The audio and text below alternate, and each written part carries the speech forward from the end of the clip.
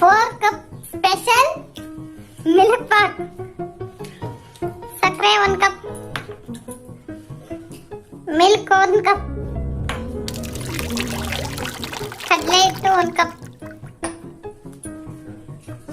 ಎಣ್ಣೆ 1 ಕಪ್,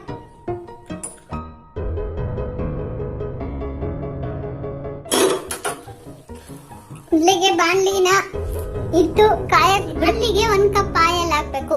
ಚೆನ್ನಾಗಿ ಕಾಯ್ಬೇಕು. ಕೈ ಸಹಾಯದಿಂದ ಕಟ್ಲೆಟ್ನ ಸ್ವಲ್ಪನೇ ಹಾಕ್ಬೇಕು.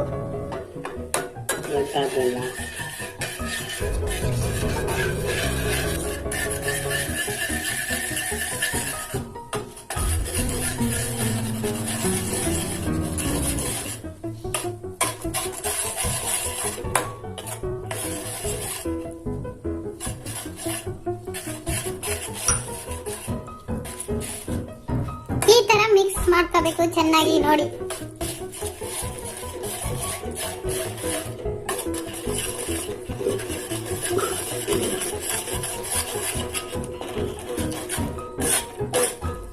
ನೋಡಿ ಯಾವ ತರ ಆಗ್ತಿದೆ. ಸ್ಪೆಷಲ್ ಇಂಗ್ರೀಡಿಯೆಂಟ್ಸ್ ನೋಡಿ, ಇದು ಏಲಕ್ಕಿ ಸಕ್ಕರೆನ ಈ ತರ ಪುಡಿ ಮಾಡಿ ಹಾಕಿ.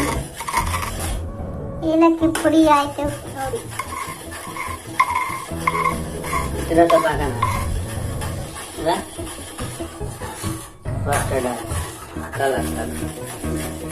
ಸಕ್ಕರೆ ಹಾಕ್ತಿದೀನಿ ನೋಡಿ.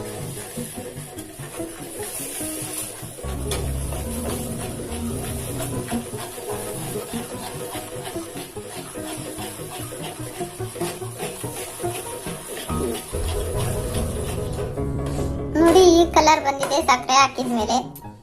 ಇವಾಗ ಹಾಲು ಹಾಕ್ತಿದ್ದೀನಿ.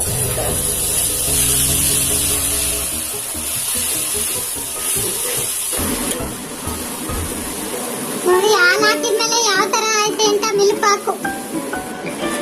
ಏಲಕ್ಕಿ ಪೌಡರ್ ಹಾಕ್ತಿದೀವಿ ನೋಡಿ.